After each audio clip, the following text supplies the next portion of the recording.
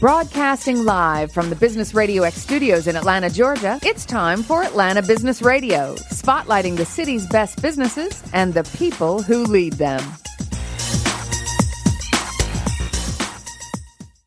Welcome to another episode of Atlanta Business Radio. This is Lee Cantor with Stone Payton, and this is going to be a fun one, Stone. Hey, man, our second official week in our new digs over here at the Sandy Springs Innovation Center. I'm liking it. I'm kind of excited to get more of our signage up, but we're starting to get things dialed in. This is going to be a fantastic segment today. A little bit later in the program, we're going to get a chance to visit with the president of the Georgia Society of Professional Engineers, Mr. Roger Grabman. But first up on Atlanta Business Radio this morning, please join me in welcoming back to the Business Radio X microphone, CEO with PrintForm LLC, Mr. Mallu. How you doing, man? Good. Thank you, guys. Thank you for having me here. It's a pleasure always to come back and talk about what's happening in the industry and 3D printing. Well, Mallu, before we get too far into things, why don't you update us about PrintForm? Yeah, PrintForm started in 2017, and this was a combination of people who were part of QuickParts 3D Systems, which is the inventor of 3D printing. And from there on, we have grown at 200% every year, and we are a small team size of about 10 and growing pretty fast. And we basically provide services to manufacturing as a service to a lot of industries like automotive, aerospace, and consumer products. And we help them with their designs. So now walk me through what's the pain point they're having where they're like, I got to call the PrintForm folks because that'll solve this. Yeah, anybody who's into innovation, trying to make some new products, usually come with a 3D design, but they don't know whether it can be used in 3D printing because it has its own design for additive manufacturing rules. And that's where we come in and help them first with the design, and then we check with them whether this part is going to be a functional part or it's just a show and tell. And from there on, we pick the material, finish, and then we tell them what the lead time is. So you can help them kind of make a prototype just for show if they just want to see this is what it's going to look like. Or you can actually make the piece and say, okay, I only need 10 of these. Just let's see if for a test. Correct. So they don't have to invest in. Yeah, in molds and, get into a longer process of manufacturing. Right. And then, so is this relatively new technology to be able to do it at kind of that level? It's been there for the last 10 years, but it's quickly evolving, particularly with the materials in metal and a lot of polymers. So when you started, how many materials were you able to 3D print? So we currently have about more than 35 to 40 different materials in polymers and about another 8 or 10 in metal. And then is this something you're always testing to see if you can do more and more materials? Yeah, I think we are not a company which does the testing, but companies like HPE and 3D Systems and Stratasys, these are the companies which come up with new materials, new printers, and we are basically helping the customer to pick the right material and process.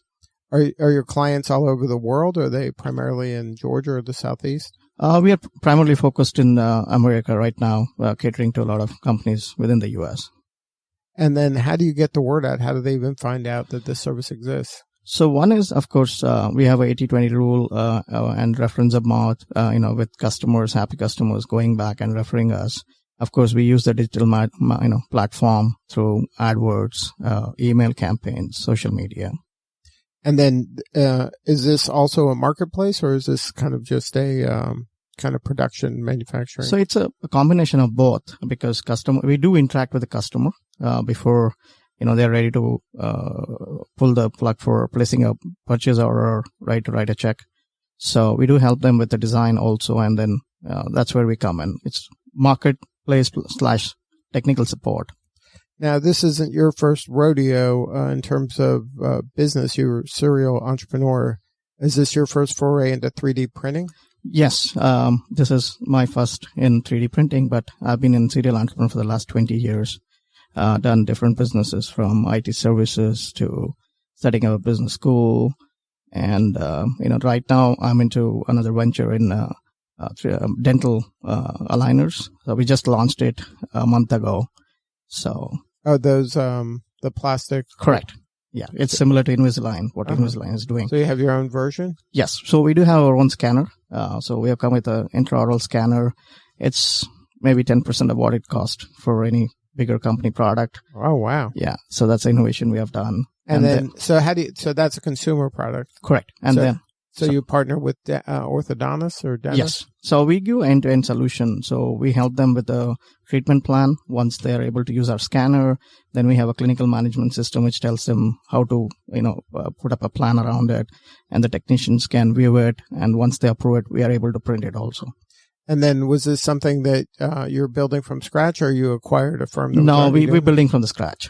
It's a total new product from mechanical design to entire manufacturing. And then, so you have to have outreach to the orthodontists, because they're a key component to this? Correct. So we are doing, clinical trials and test runs, starting maybe end of May or June. So we are in a R&D stage right now. So those type of, products, they need a clinical trial? Correct.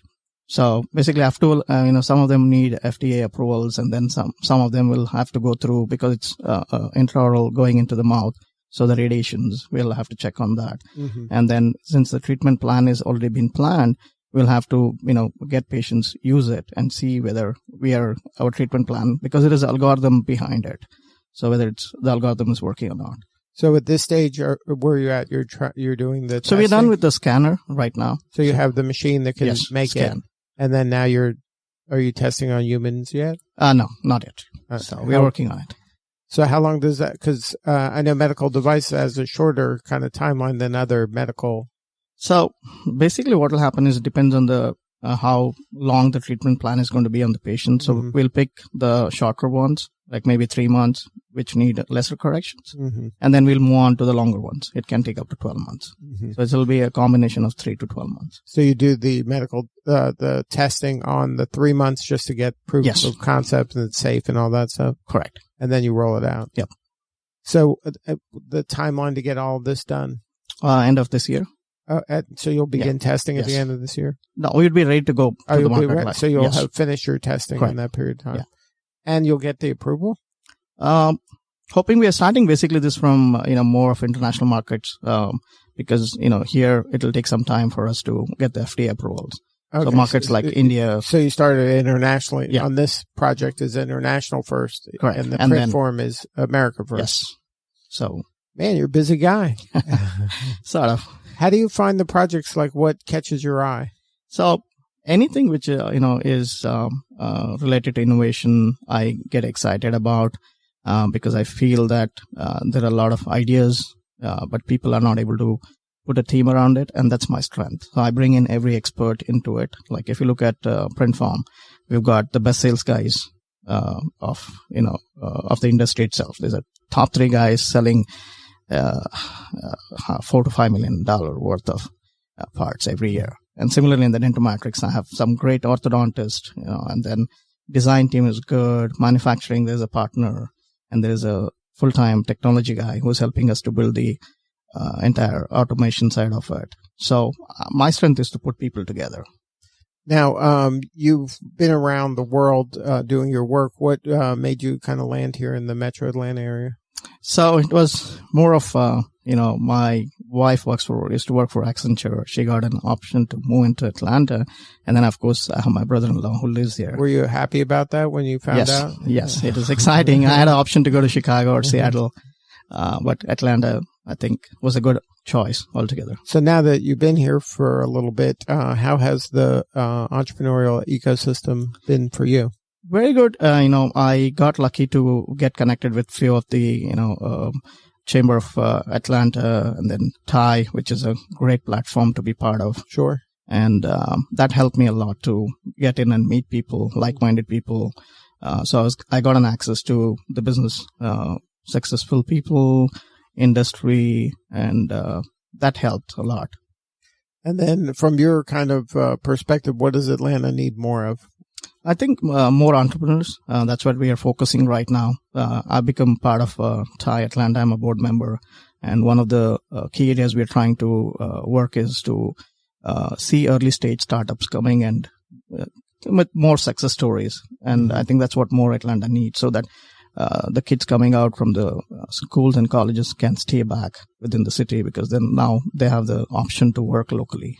Yeah, you need a kind of robust ecosystem Correct. that allows them to kind of fail and jump to another place rather than have to move or relocate. Sure. Completely agree. And then, so and I know TIE is a great organization, and they're, the charter members, which I'm assuming you are, has a unique model. Maybe you can share a little bit about that, because as I understand it, a charter member has to pay money to volunteer, which is not like other associations. Yeah, I think it's just to bring in the like-minded people who have the time. Like, we spend a lot of time every week, every month. We meet almost about 8 to 10 hours to see how we can help the startups. So we have a great program in the Young Entrepreneurship Program, which runs for 16 weeks. And then now we have a TIE university program, which we run for the entrepreneurs. So we're getting some success stories coming out of it. And we are trying to redefine TIE 2.0 in terms of where we want to position ourselves, because now we have TIE Angels too, where we have done about 15 investments with worth of $2.5 million in the last 12 months. The history of the TIE organization is fascinating. It started in Silicon Valley, and then it's expanded globally. Correct. And it started primarily as for Indian Americans to network amongst themselves, but it's expanded much beyond that. Yes. Now we have a lot of people, it's a cross culture, which is good. It's helping us to bring in other groups together, because there are multiple groups, but TIE, I think, starts at a very early age, with the TY program. So that could be as young as high school. Yes.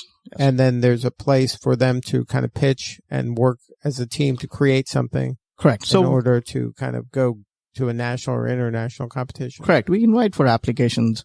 And then right now, thanks to Westminster is helping us with their campus, to run these classes for entrepreneurship. And we do have the co-chairs who help us put a business plan around an idea. These are real problems and real ideas where a bunch of like the group of 5 kids come together, and they could be from any school. It's not just from Westminster. And then they come up, do a great job in putting inception to a business plan and to actually take it to the market. So in 16 weeks, we do all this. And then we have a global competition. The winner of Atlanta goes into the global. Mm-hmm. So we have been champions for the last 2 times, in the last 6 years. And then tell everybody how much it costs for a kid to participate in this. It's just $550. And that it goes in for back to the TY program. I know. So it's like one of the best deals in town. Yes. Any aspiring young entrepreneurs should be taking advantage of this. We are trying to get more satellite centers. That's been the challenge for us because of getting the schools or the weekends and support. So we've been talking. Once we get that, we'll have one more in Alpharetta. And then each of the teams gets assigned a mentor that they work very closely with. So this is, you're getting kind of a mini MBA in business by going through this in high school. It's an amazing program. Yes, it's an amazing program. And what I get impressed is being a co-chair. The knowledge these kids have when you do a product questioning, right? It's amazing. Like we take the phones or we have the handles and we go onto Amazon to see if the product actually exists or not. Right. And these kids would have done every possible, search, the cost of it, how successful the product has been, why they're trying to create. So that's something exciting. And the confidence level at that age, when even just to the high, the way they come in, present themselves, well dressed and simple things, ethics, etiquettes of how you do a presentation, talk about a business plan, numbers, how you can scale it. That is amazing. That excites me a lot. Yeah, that's, to me, this is one of those best kept secrets in Atlanta. Correct. Yeah, because, I think a few hundred kids participate, but this is something that thousands and thousands of kids should be taking advantage of. Yes, that's where we are trying to see how we can continue this journey now. In fact, thanks to Sid Mukherjee, who's a successful entrepreneur from Atlanta. He brought in a grant of $25,000, and we are able to put in another $25,000 for this program so that the winners can go beyond just the concept stage. But, Yeah, that's amazing work. And like you said, like the last couple of years, they've won globally. Yeah, and we continue to do that. So there's a lot of parent participation. We have been lucky that some of the entrepreneurs and successful startup people have been able to come and contribute every Sunday 3 to 4 hours trying to help them. Right, because it is a big commitment of time for the mentors as well as the kids. I mean, you want people committed to doing this. Correct. So now back to PrintForm. At this stage, what do you need more of? More of growing the business, trying to generate more employment locally. And that's where I've been trying to reach out to the Manufacturing Association to see how we can partner and help the startups here also, and then look at what their needs are. And so that we can be a supplier for all their needs. Is there a robust ecosystem for kind of these emerging manufacturers? Yeah, yes, there is. Like the market is itself growing at 24 to 25% every year. And particularly if you look at the industries like space where they need to get the product in the least time, I think 3D printing is becoming big for particularly those industries. And then similarly for electric vehicles, so I think it's a big opportunity for all the manufacturers to look at that as an option. So now are manufacturers adding 3D printing to kind of their repertoire, or is this something at this stage they're outsourcing to other people? If they're big like GE and all that are either acquiring large companies or setting up their own shops. But otherwise it's more like there are about 15 to 20 service providers like us in the market who help the customer to actually make the parts. And then that's just a more efficient way of doing it, is to hiring you to just make the few things they need because they're not needing it as much as... Yes, because maybe the way the entire model works is that if you buy a machine today, it's going to cost you, let's say metal printer will cost you about $1 million.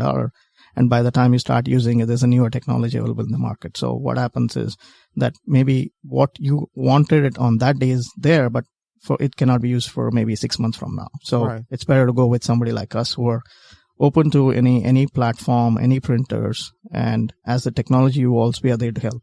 And you're kind of you're getting the latest technology pretty quickly? So we partner with, like HP came up with a new material. We went, because they're local here in Alberta, we went, met them, and they said it's a great fit because they wanted somebody to go and market their services.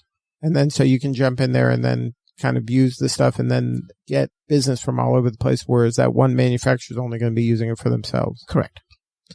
And so you're bullish on 3D printing? That's in all materials? Yes. The sky's the limit now? There's no limit. So what's something that might surprise us in 5 years regarding maybe printing? Particularly in the medical field, where there are a lot of research happening with human organs and tissues. I think that's going to be the next big thing. So you think we'll be able to 3D print? Yes, they're already working on it in a pretty advanced stage, and that's going to be. And I think the other industry which will take the maximum benefit would be the space and aerospace, and then the automotive. So I think these three industries, I see a big use of 3D printing. So do you think like in the space station, they'll have 3D printing available? Yeah, they're already started to work on it. NASA, I think, has partnered with a company which is putting up factories, micro factories to make 90% of the parts using 3D printers. And then when you're in space, is there a different way of doing everything because of no gravity and things like that? I think they're still at a stage where, they're figuring out of not maybe taking bigger printers, but more of a desktop and trying out, and seeing if they can actually make parts which are functional but not critical. So, but it'll evolve very fast. And then any other projects? You have the dental project, the orthodontic product. You got the PrintForm. So, yeah, we are on the service side also. We are basically doing data management, data cleansing, data labeling for retail and healthcare using machine learning and AI, and helping out industries to solve a lot of market, like the way market is driven. So we are in those two areas too. Good stuff. So if somebody wanted to connect with you about PrintForm, what's the website? It's called www.printform.com. And then any of the other, do you need more help in the orthodontic product? Yeah, it's the website would be www.dentomatrix.com. And then right now it's not open to the public to yeah, buy. We're just testing it. Right. So yeah. Good stuff. Well, thank you so much for sharing your story and best of luck. Thanks for getting me here. It seems like I got a lot of stuff figured out. Thank you. Hey, stay with us, will you? We're going to visit with one more guest this morning. Sure. Thank you. All right. Next up on Atlanta Business Radio, please join me in welcoming to the broadcast President with Georgia Society of Professional Engineers, Mr. Roger Grabman. Good morning, sir. Good morning. So what'd you learn in that last segment? Well, I've had some experience with hearing presentations on 3D printing. You mentioned medical. I saw an example where they had printed a girl's heart model so that surgeons could plan the surgery.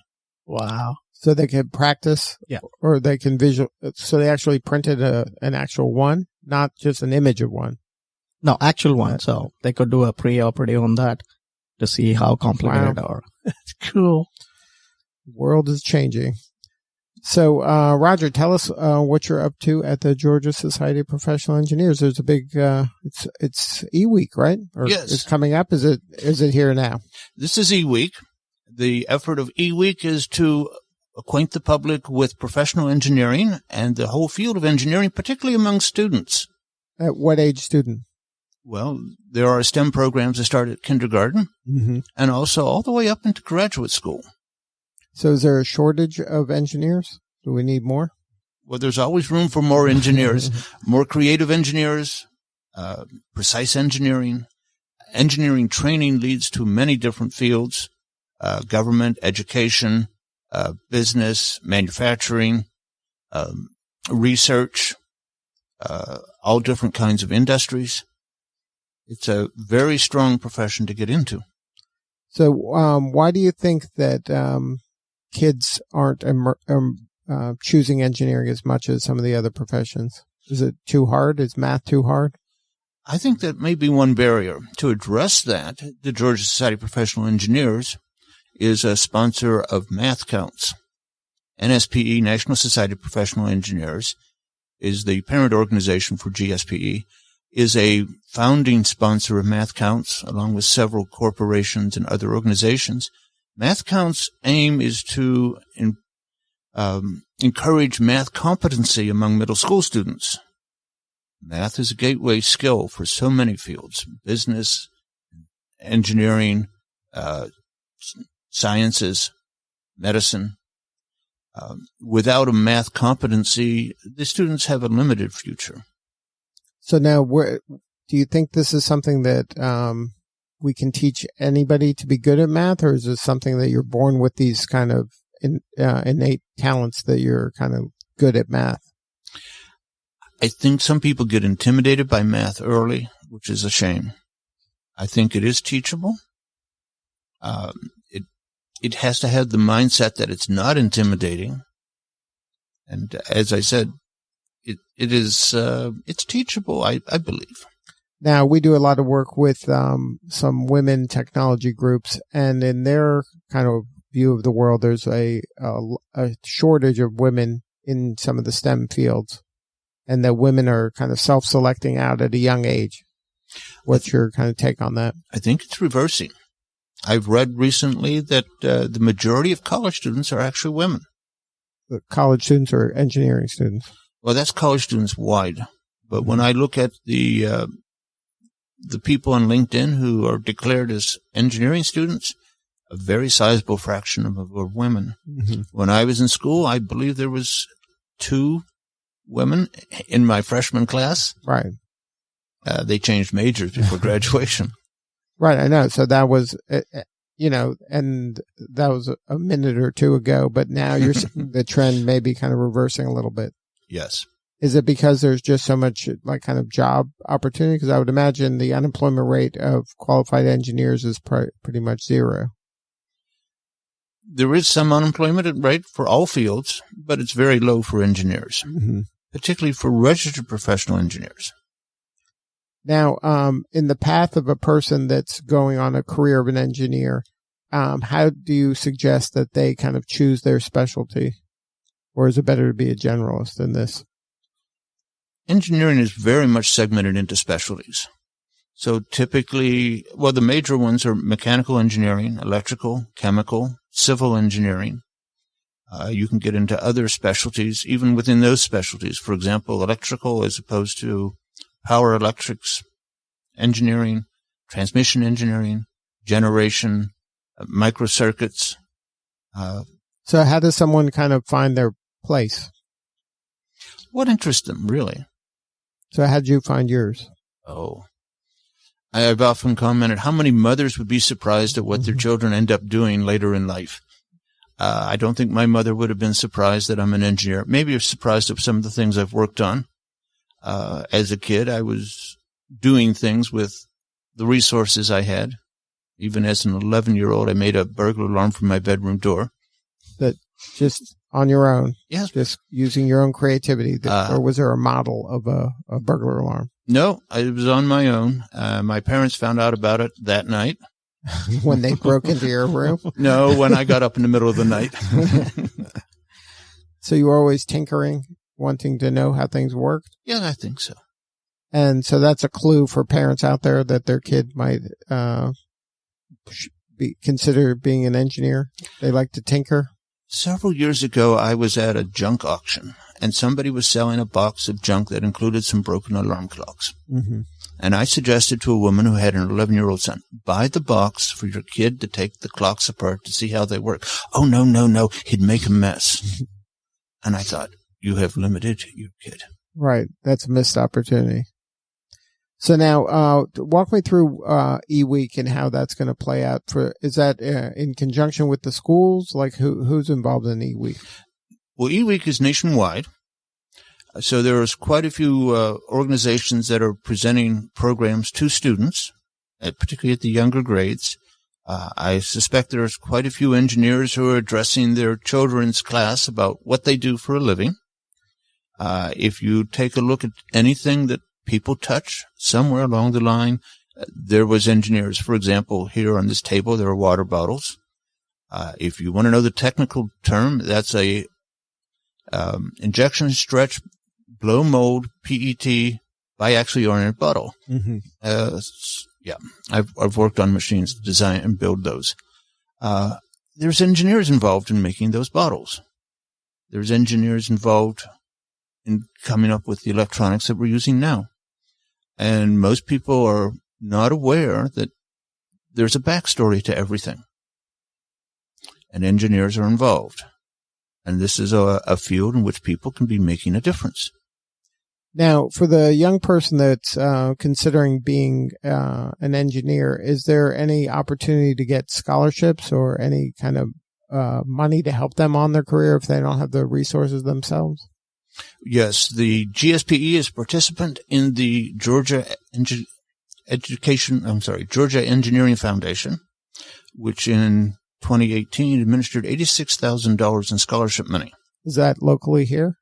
This was for Georgia students. Okay, in the state of Georgia. Yes. At the national level, NSPE has a number of scholarships listed on their webpage. So, nspe.org. There are resources for college and graduate school funding. So how do they become aware of them? They have to go to the website or? That would be the best way, yes. Mm-hmm. And then which of the websites is the more appropriate for the scholarships? Well, I would say both are equally. That's GSPE.org or NSPE.org? Or GEAinc.org. Mm-hmm. And then you mentioned that Math Counts. Is that a program or competition? What is that? It is a 30-plus-year-old nationwide program. The model is that coaches start working in the fall with the mathletes to prepare for regional competitions in February. Here in Georgia, there's 12 regional competitions on the schedule. Some have already happened. The winners from that will move on to the state competition. Then the winners of that move on to a national competition in May. The state competition will be at Emory on March 9th. So this is something like an extracurricular after school. They get together and practice train with some mentor / teacher or sponsor. And then they're working on their skills so that they can perform at these different competitions. Oh, exactly. And they're quite adept, these students. They're impressive. Have you ever been a mentor or a sponsor of one of these? I've not been a coach, no. Mm-hmm. I've participated in a number of the competitions, helping with grading papers and running around helping with setup, data entry, interacting with the students. The last one that I participated in was February 8th up in Peachtree Corners. Oh, just a few weeks ago. The day that it snowed. So how many kids participated? That competition was the biggest in the country, 270. Wow, in one place? In one place. So they all get together, and then, so what's a competition look like? Well, there's a number of paper and pencil exercises. So that's kind of first they all are in a room as a team or individual? Some are team exercises and some are individual exercises. The students themselves are organized in school teams, up to 4 on a team, and then schools can have additional people there. For the schools to participate, it's low cost. And also, if it's a Title I school, it's half price. Mm-hmm. So they're doing everything they can to encourage kids to get more involved. Yes. And then this is one of those things, win or lose, they're getting the knowledge no matter what. Oh, it's neat to get a trophy. Right, but still. But the real value is the journey. Right. What the materials cover is number theory, some algebra, simple geometry, simple trigonometry, simple statistics, probability. Mm-hmm. So these kids come away quite sharp. Then part of the competition is also a spectator sport.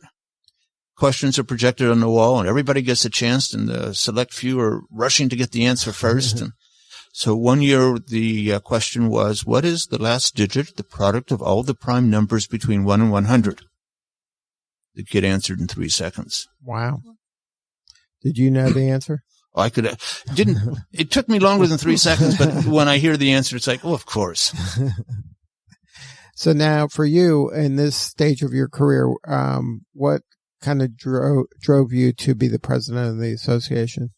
I've been active in the Georgia Society of Professional Engineers for a number of years. There is a requirement that professional engineers have continuing education. In Georgia, it's 30 hours every 2 years. I'm registered in 3 states. One of the states has an additional requirement. One of those hours has to be in ethics.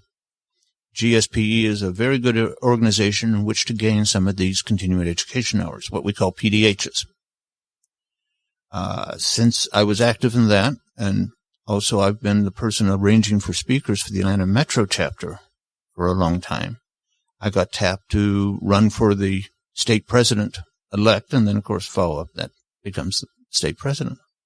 So now a young person that's maybe just starting their engineering career, how important is it to join these associations and not just join as, put your name on the list, but actually be active and take some leadership roles or some volunteer roles? The role of networking in someone's career is understated. It's extremely important to make connections. Some of them are mentoring. You come to a meeting, you learn things. You learn things from people. You learn things from the presentation, viewpoints. One of the challenges for the GSPE meetings is finding a speaker who can address all the different disciplines, mm-hmm. not just the civil guys or not just the electrical guys, something that interests everybody, that they can use in their own profession valuably. I think another big thing is many engineering students, at least starting out, never hear about professional registration. It's a state license to provide engineering services to the public. You trust this building that we're in. You trust the ventilation system, the fire suppression system, the plumbing system, the foundation.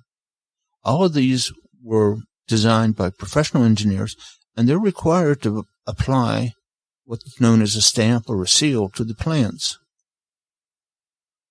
The professional engineering is a matter of law. All the 50 states have it. The law is designed to assure public safety. So now, for the young people out there that are listening, give them your pitch about why they should consider engineering. Maybe something that would surprise them that isn't an obvious thing that in your career that you were like, looking back, that really is important. For those who like to solve problems, I would say engineering is a great field. Not all problems are math. There's lots of different fields of engineering that concentrate on different kinds of problems.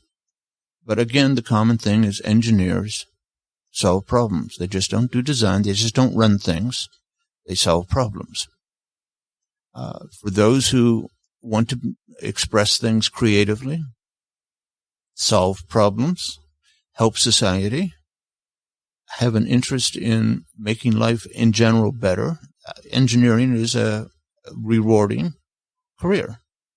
And I would think that one element of that is if you are working on something, at the end, there is something. You know, like you can look and go, I helped build that building. I was part of that thing. And it's there to look at and remind you of the impact that you did make. Some of them are tangible products. If you take the field for industrial engineering, some of them are less tangible.